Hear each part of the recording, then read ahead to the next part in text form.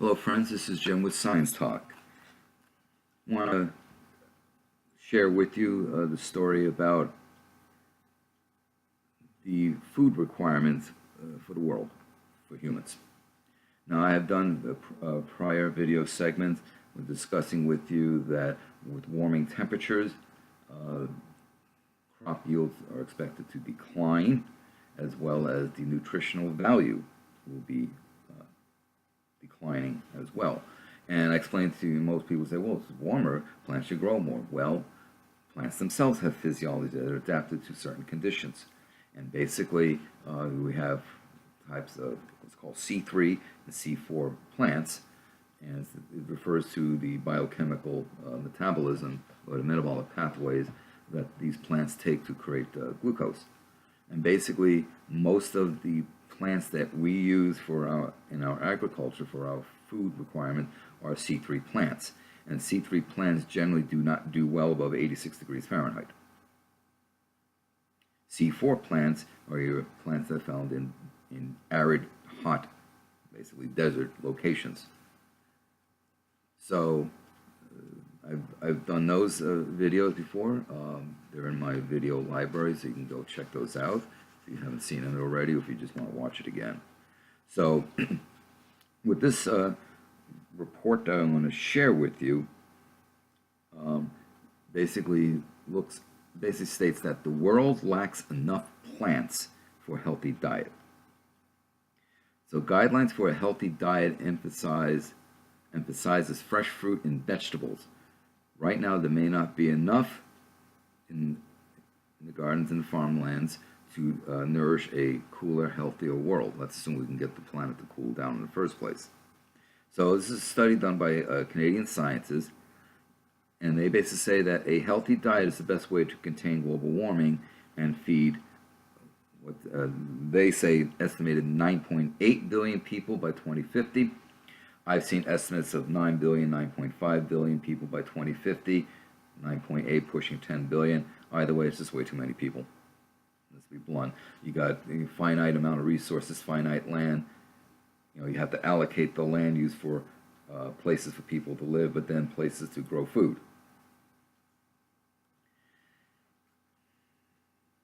And basically, they say one of the most important things that has to be done is a global shift away from eating meat and consuming more plants. This just employs a very basic ecological concept that as energy moves through a trophic levels, energy is lost with each trophic transference. So that if I have, let's say, just for argument's sake, 100 acres of land, and if I'm just growing, say, wheat, I may be able, out of that 100 acres of land, I may be able to get, say, 1,000 kilograms of wheat out of it.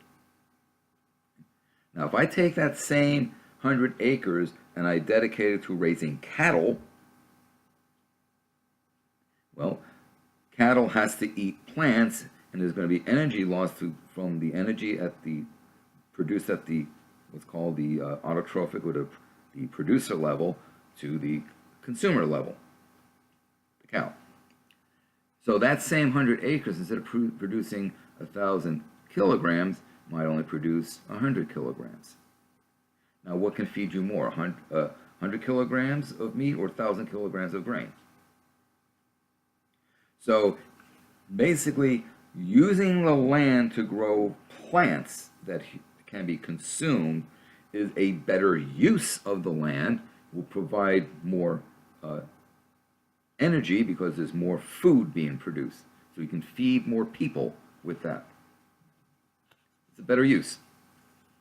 Less waste, less energy. And of course, not to mention that cow flatulence is a significant contributor to global warming. Okay? People have done studies looking at cow flatulence, which is basically methane, and when you look at how many cattle are worldwide, it is a significant contributor to global warming. Okay? So, people always go, you're wasting money studying cow farts. No, it's a very important study to do. Now, these same scientists have done the sums game, and identified a problem. The world just does not produce enough fruits and vegetables that are what nutritionists say the heart of a good nutritional health guidelines. Evan Fraser, who is a researcher in global food security at the University of Guelph in Ontario, Canada, states that we simply can't all adopt a healthy diet under the current global agricultural system. This is basically an indictment of the current agricultural system. Results show that the global system, it continues, currently overproduces grains, fats, and sugars, while production of fruit and vegetables, and to a smaller degree protein, is not sufficient to meet the nutritional needs of the current population. Now, yes, I use we as my example, but this can be applied to any fruit and vegetables. The same, whether it's grains, fruit, and vegetable, if you concentrate on growing those, you get more energy, more food. You can feed more people. So we're not saying don't grow any grains, just grow more fruits and vegetables. That's all that really is being said here. And you can get protein from growing soybeans. You can do that. It has become an axiom of climate science that the clearing of wilderness to create more pasture and fodder crops for livestock can only accelerate global warming, and a global shift to the U.S. and North European diet would require an extra billion, hectares of grazing land. In other words, when you have pasture, the plants in the pasture pull down less CO2 than a forest would.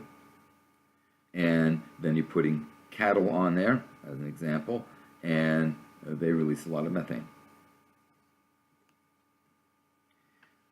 Researchers have repeatedly argued that to feed a growing human population, at the same time limit global warming, nations should encourage a drastic shift to the kind of diet almost universally recommended in national and international health guidelines.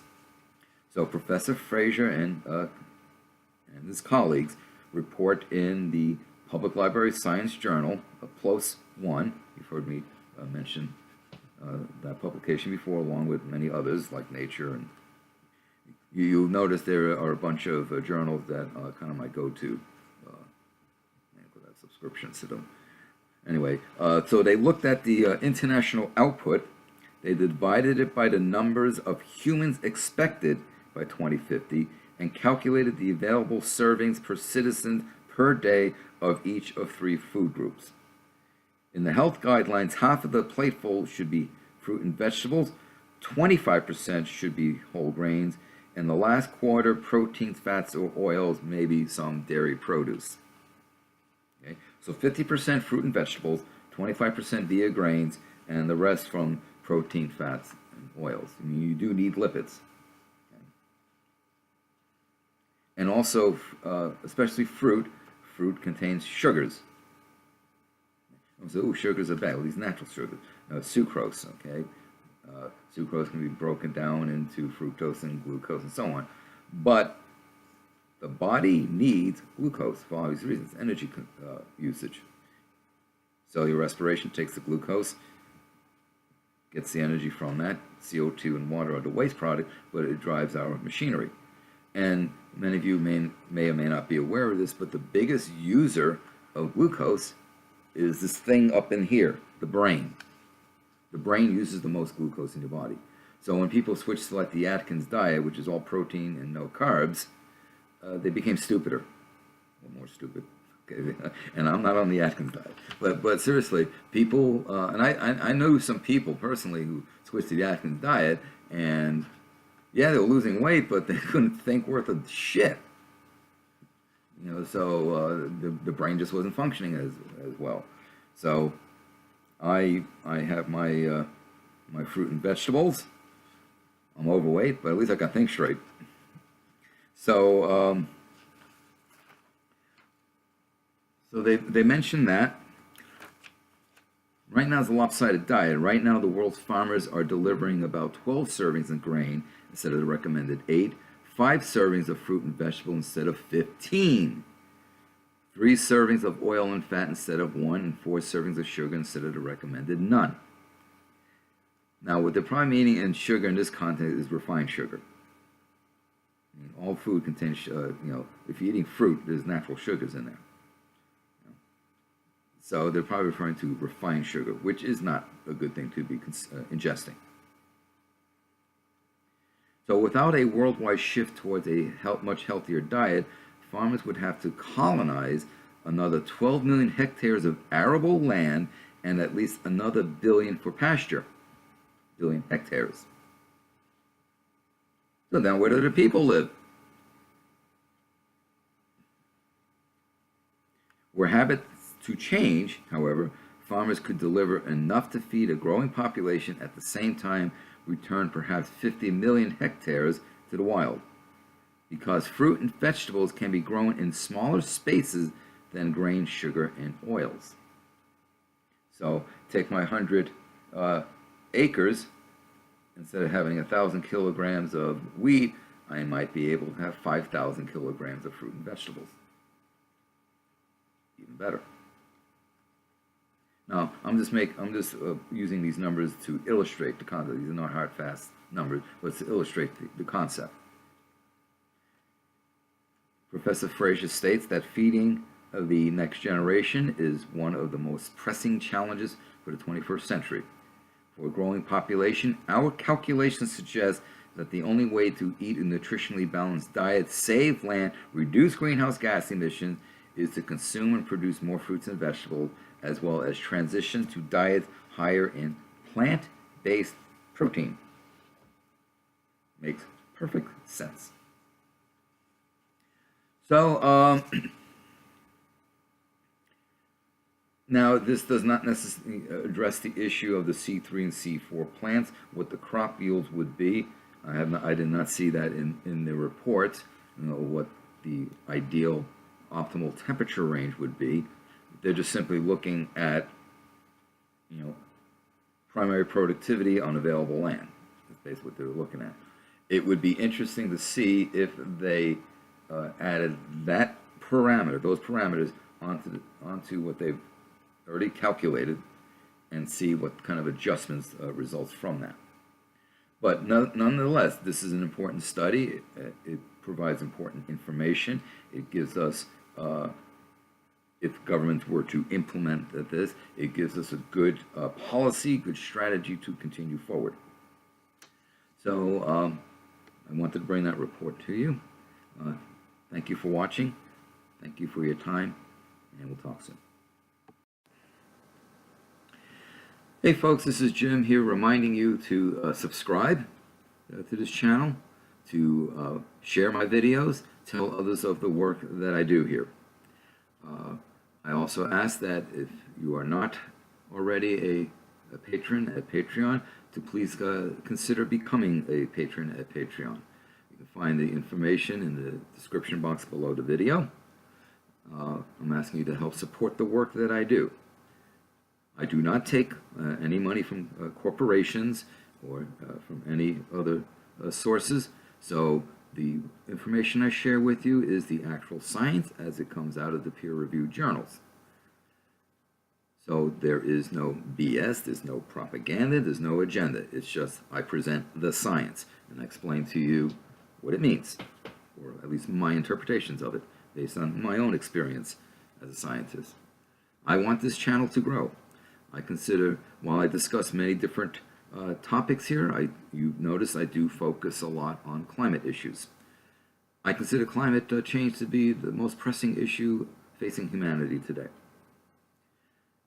Thus, I consider it important to disseminate this information to a wider and wider, more and more people. And I need your help to do this. So, yes, please subscribe. Please tell others of the work that I do here. Please share my videos on social media platforms, with your social media groups, what have you. We need to get this information out there. So for those of you who are supporting me on Patreon, I thank you greatly for your support and continued support. It does mean a lot to me. So Together, we can get this information to more and more people. Thank you. Thank you for your support.